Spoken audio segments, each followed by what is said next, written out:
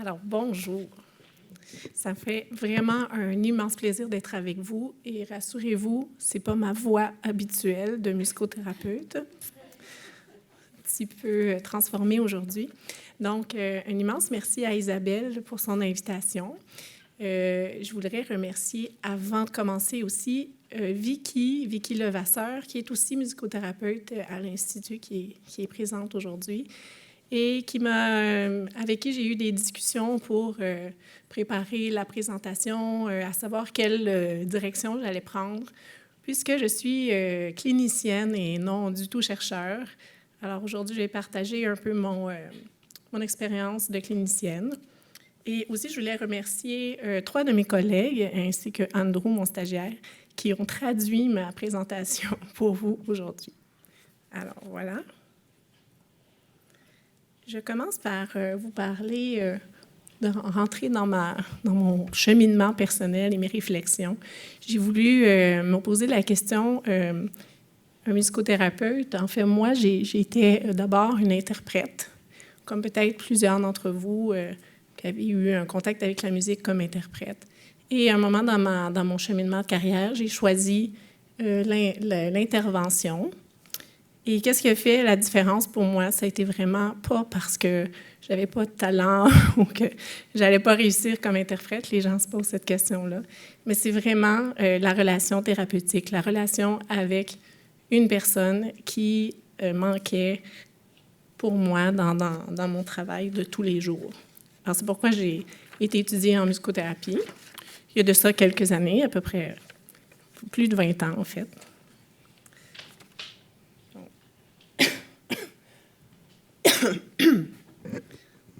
Alors, je travaille donc à l'Institut ici même, mais pas dans le pavillon où vous êtes, mais plutôt dans le pavillon Alfred Desrochers, qui est sur la rue Victoria, donc 2 pavillons ici à l'Institut. Les 2 services dans lesquels je travaille. Alors, il y a le centre de jour et non le camp de jour, c'est bien un centre de jour. Au centre de jour, on reçoit une clientèle âgée, mais c'est une clientèle qui les critères, en fait, mais qui est en perte d'autonomie pour différentes raisons. Donc, des gens qui vivent encore à domicile et qui sont avec soit les membres de leur famille, leurs conjoints, souvent leur aidant naturel, mais plusieurs sont seuls, quand même à domicile, ou encore dans des résidences privées, mais assez, dans un petit appartement. Ça rejoint un peu la clientèle. On reçoit à peu près 80 à 90 clients par semaine, peut-être plus 80. Alors, ce sont des personnes qui sont isolées, on peut faire le lien avec notre présentation un peu d'avant, qui peuvent souffrir de dépression. La majorité ont un début de démence ou une démence, même curieusement, assez avancée, même encore à domicile, qui vont avoir des problèmes de chute, de santé chronique, Parkinson et différentes limitations. Voilà. Et le deuxième service dans lequel je travaille, c'est SCPD. Bon. Alors ça, peut-être c'est un nouveau terme ou pour certains. Excusez. Donc, les symptômes comportementaux et psychologiques liés à la démence. C'est vraiment intéressant comme équipe de travail. Alors, on est 2 musicothérapeutes, Vicky et moi. Il y a aussi 2 psychologues dans l'équipe, ainsi que 2 psychogériatres, ou psychiatres gériatres. Et on aide des équipes des différents étages et différents services à composer avec tous les problèmes de comportement qui peuvent survenir avec la démence. Donc, on pense à l'agitation, on pense à l'agressivité, on pense aussi mais aussi à l'apathie, à l'anxiété, à la dépression. Alors, c'est hyper varié, mais c'est des gens qui ont de la difficulté, dans le fond, à vivre dans leur nouveau milieu, qui ont de la difficulté à s'adapter. Alors, je suis très contente de travailler dans cette équipe-là. C'est vraiment des défis de tous les jours. Donc, j'ai choisi de vous faire un résumé de ce que j'allais parler. J'espère que je vais y arriver dans le temps. Oui, je sais. Donc, comme on dit, la personne, au départ, pour moi, c'est les personnes âgées. En fait, j'ai choisi de travailler avec les personnes âgées. Ce n'est pas par défaut, c'est vraiment un choix de début de mes de mes études universitaires en musicothérapie. C'était là que je m'en allais vraiment en gériatrie. C'est pourquoi j'ai allé faire aussi un diplôme d'études supérieures en vieillissement pour bien connaître les personnes âgées. Alors, mon travail, d'abord, c'est aller rejoindre la personne pour susciter l'engagement.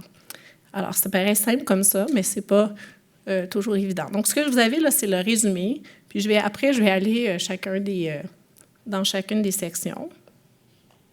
Alors, les différentes possibilités, je dirais, c'est super varié. J'en ai mis 5, mais je pense que ça peut englober bien différentes choses. Alors, ça nous arrive, oui, aussi, de viser l'apprentissage. Vous allez voir pourquoi. L'improvisation, qui peut être très large. La chanson, la chanson, c'est vraiment un outil extrêmement riche et précieux. Le rythme aussi, et les écoutes musicales et les échanges entre les gens. Ça fait partie des choses qu'on utilise. Tout ça dans un objectif de valoriser la personne telle qu'elle est à travers les expériences musicales qu'on va lui proposer. Et on veut atteindre un bien-être global. C'est ça qu'on veut avec elle, dans ses capacités et dans son milieu. Alors, pour que ça ait des répercussions sur sa santé psychologique, sa santé physique, sociale et spirituelle. Tout ça ensemble. Évidemment, physique, j'inclus aussi peut-être cognitif, même si on n'a pas la prétention en hébergement de vouloir améliorer, mais souvent stimuler par contre. Alors, la façon que je fonctionne. D'abord, j'ai une personne qui m'est référée de différentes manières. J'ai besoin de savoir à qui je m'adresse, quel est son portrait global. Ça, c'est commun à toute l'équipe. Donc, de connaître son histoire de vie, d'où elle vient, ses conditions de santé et pourquoi, en fait, on a pensé à la musicothérapie pour cette personne, quels sont ses besoins puis ses défis. Ensuite, on a besoin de connaître, moi j'ai besoin de connaître son profil musical. Alors, quelle est son histoire et ses expériences musicales? Alors, si Isabelle arrive dans mon département, je vais avoir travaillé fort pour savoir qu'elle est allée dans l'harmonie. En tout cas, tous ces détails sont vraiment importants pour moi, pour bien connaître. Quelles sont ses habitudes musicales? Est-ce qu'elle a tendance à écouter la radio? Est-ce que c'est une personne qui est allée au concert toute sa vie? Est-ce que c'est quelqu'un qui a plutôt dansé sur la musique de big band? Toutes ces informations sont très précieuses qu'on prend souvent soit par la famille ou encore les équipes de soins d'où ils viennent, des choses comme ça. Alors, j'ai aussi besoin ça c'est l'essentiel, ce qui particularise un peu peut-être mon travail, quelles sont ses réactions à la musique dans l'ici et maintenant. Alors, bien sûr, après que j'ai ramassé, mais des fois, ce n'est pas nécessairement dans cet ordre-là. J'ai besoin de savoir qu'est-ce qu'elle a comme réaction si j'arrive avec ma guitare ou si j'arrive avec ma voix ou des instruments ou encore si je lui fais écouter quelque chose. Alors là, on essaie tout ce qu'on peut, puis on observe les réactions de la personne. Donc, mon objectif étant de rejoindre cette personne-là pour qu'elle s'engage dans une communication, dans un regard, vraiment entre moi et elle. Des fois, c'est en groupe aussi, mais bon. Alors, moi, je vais rejoindre la personne là où elle se trouve. Si ce que j'ai comme réponse ou possibilité, c'est là que je vais aller la chercher. C'est vraiment important que j'aille là où elle est. Parce que je veux entrer en relation avec cette personne-là, parce que je veux qu'elle ait confiance en moi, puis en confiance en mon approche. Et ça peut prendre du temps. Alors, il faut être patient. Des fois, ça peut prendre quelques minutes. Des fois, ça peut prendre quelques semaines. Mais si on est patient, on finit par ouvrir une porte. Ces gens sont sont plein de monde. Il y a plein de monde toujours autour d'eux. Il y a toujours du bruit, il y a toujours de la musique, il y a la télé, il y a des visites. Et là, c'est quelque chose de différent.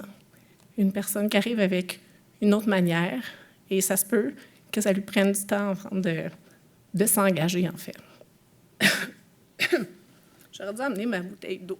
Vicky, peux-tu m'amener ma bouteille d'eau, Vicky, avant la boîte? Ah, ben oui, ah. OK, c'est mon assistante. Voilà. Donc, moi, mon idée, c'est de susciter l'engagement, alors quand la personne répond, et toutes les réponses sont bonnes, là, c'est super pour moi, parce que là, je l'encourage, puis on continue dans ce travail-là. Alors, l'apprentissage, oui, ça m'arrive. Vous avez la photo d'une dame qui avait choisi, qui est en hébergement, qui avait choisi d'apprendre le piano. Vous remarquez qu'elle joue avec un doigt de chaque main. C'est parfait. C'est très correct. Alors, l'apprentissage, pour moi, oui, quand la personne en exprime le besoin pour se réaliser, puis surtout pour être fière d'elle-même. Cette dame-là, elle avait appris des mélodies toutes simples. Puis finalement, elle a décidé de faire un petit vidéo pour l'anniversaire de son petit-fils. Donc, elle avait appris « Joyeux anniversaire », des choses comme ça. Elle était tellement fière d'elle. Voilà, la mission était accomplie. Donc, c'est mon travail d'adapter l'apprentissage aux capacités de la personne. Alors, c'est un peu le même travail, mais avec des personnes qui ont différents défis dans la vie. Et puis, c'est sûr que je leur rappelle souvent que ce n'est pas centré sur le résultat, mais bien sur la démarche. Bon, elle a fait une vidéo. Elle a aussi fait un petit spectacle, vraiment à la maison, où est-ce que j'étais très présente aussi musicalement pour lui permettre de le faire, pour l'infirmière-chef, mais elle était vraiment fière de ça. Alors, ce que j'ai remarqué aussi, que dans l'apprentissage, les chansons, la voix, c'est vraiment beaucoup plus facile pour les gens d'apprendre. Alors, j'ai peut-être une réponse pour la recherche de Audrey. Vraiment, même les gens qui ont des problèmes de mémoire importants, ils vont réussir à apprendre assez facilement une mélodie. La semaine d'après, je leur dis « Ah, vous vous souvenez? » « Ah non, ils ne s'en souviennent pas. » Mais je commence les 2-3 premières notes, puis ils sont capables de le chanter. Donc, c'est assez impressionnant comment la voix, le fait de chanter, puis des mélodies, c'est possible d'apprendre. Voilà. Évidemment, comme je dis, on répète beaucoup. On fait beaucoup de répétitions. Il faut que ça soit simple. Et aussi, c'est le fun quand les gens sont motivés à le faire. Ça fonctionne bien aussi. L'improvisation. Alors ça, c'est toute une voie aussi. L'improvisation, ça implique un engagement personnalisé. Alors, c'est sûr que si la personne n'est pas prête, probablement qu'elle ne va pas s'impliquer. Il y a beaucoup d'interactions dans l'improvisation puisque la personne n'improvise pas toute seule, mais souvent en groupe ou encore avec moi pour encourager la participation. Ça permet à la personne d'être dans l'action, bien sûr. Donc, elle ne réfléchit pas, là. Rendu là, on y va, on se laisse aller, puis c'est comme ça, c'est dans le moment présent. C'est très spontané et c'est très créatif aussi. C'est quand on arrive à même des musiciens qui arrivent à mon centre de jour et c'est pas les plus à l'aise d'improviser, je peux vous dire ça. C'est souvent ceux qui ont plus de résistance. Mais avec le temps, ça se passe, puis ça les met dans un espace très confortable de faire avec les autres. Évidemment, ça leur demande d'être attentifs parce qu'ils font être concentrés aussi. Ils sont souvent très fiers de ce que ça donne. Ah, ça arrive qu'on l'écoute ou on l'enregistre. D'abord, je vais vous montrer un petit extrait. Ça permet... Ah, pas tout de suite. Ça s'en vient, Isabelle. J'espère que je suis dans le temps. OK. Alors, dans le moment présent... Ah, ben oui. Alors, allons voir la vidéo, donc. Voici. Ah. Je vais parler après.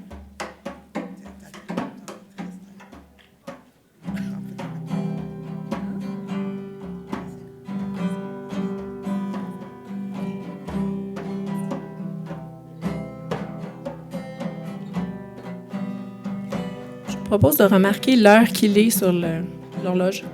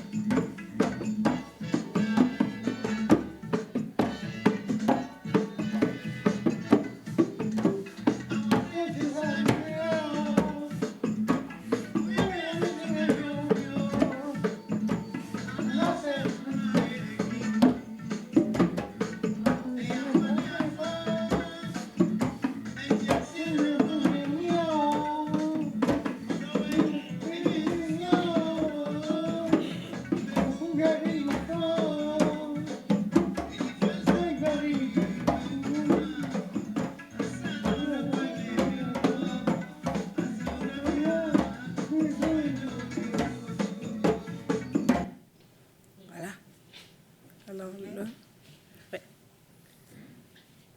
Donc, l'heure qu'il est, c'est une personne qui avait beaucoup de difficultés avec les fins de journée. Donc, l'anxiété de fin de journée. Alors, comme à chaque fin de journée, il y avait les soins, refusait les soins, devenait très anxieux, mais surtout très agressif. C'est extrêmement difficile pour les équipes de soins.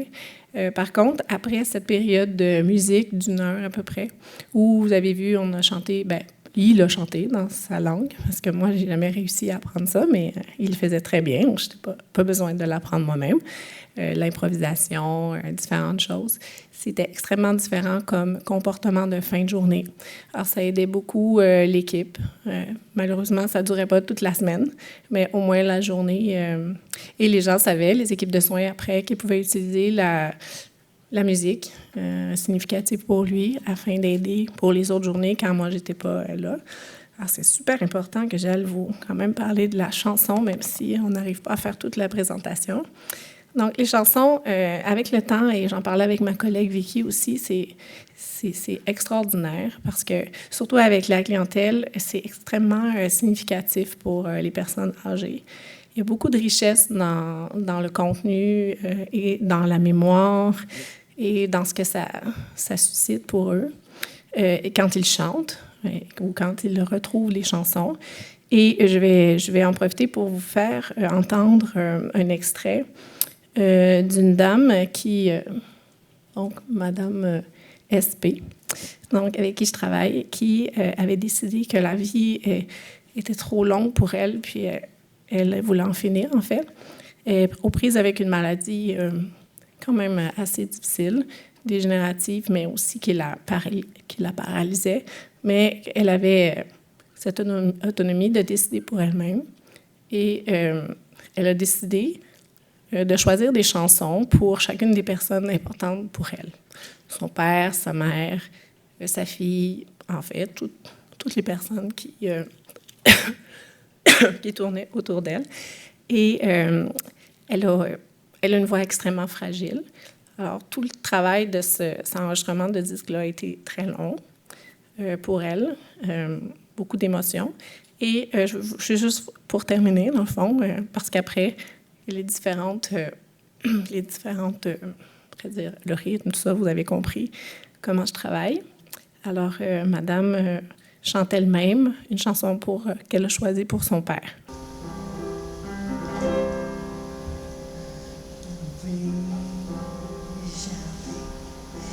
Le jour où l'on s'est aimé, si tu l'oublies,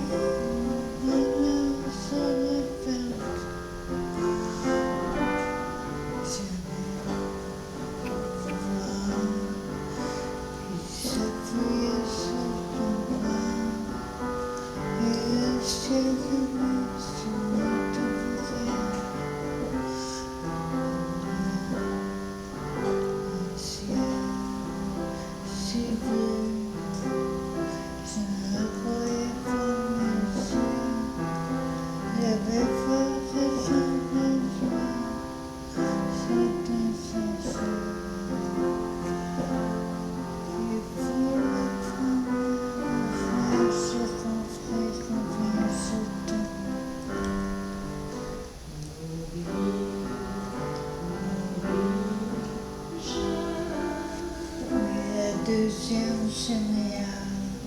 La deuxième c'est meilleur. Alors,